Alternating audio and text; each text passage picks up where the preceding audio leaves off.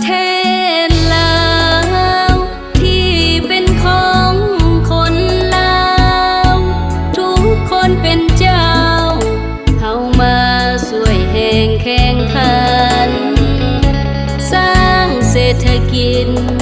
ให้มันยืนยงคงมันทุกคนเข้ามาช่วยกันปุ้มลุมกันให้มีท่าแห่งความหูมีสาที่ห้ามเหียนมาพัฒนาศาสตร์ตนเพื่อให้ผลงานเด่นพ้นร่วมมือสากลอาเซียนให้เข้มแข็ง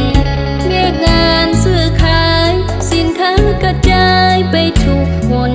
แห่งทุกอย่างล้วนมีท่าแห่งเราต้องเข้มแข็งแสดงถึงพลังก้าวเดินตามพักสี่นำพาปูทางสี่นำก้าวหน้าตามมาบ่ให้หยุดยั้งสร้างเมืองสีย้อนว่ามีเศรษฐกิจมั่งคั่งให้สมประสามุ่งหวังตามพักสี่ทางเอาเขาสู่สนเงินเก็บเงินลาวอยู่คู่คนลาวหักษาคาเอาไว้สายยานักสู้ผู้ยิ่งใหญ่บ่น้อยหน้าภัยในทุกแห่งหน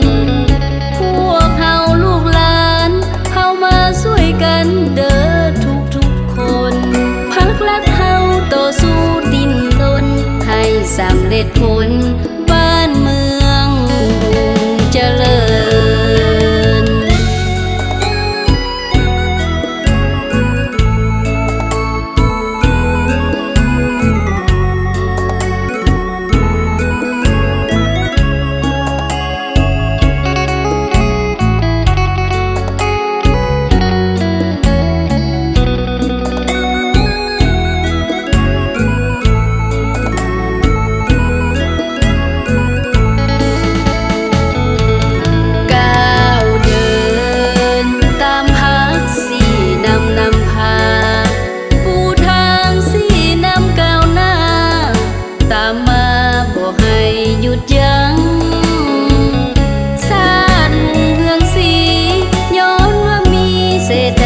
มั่งคั่ง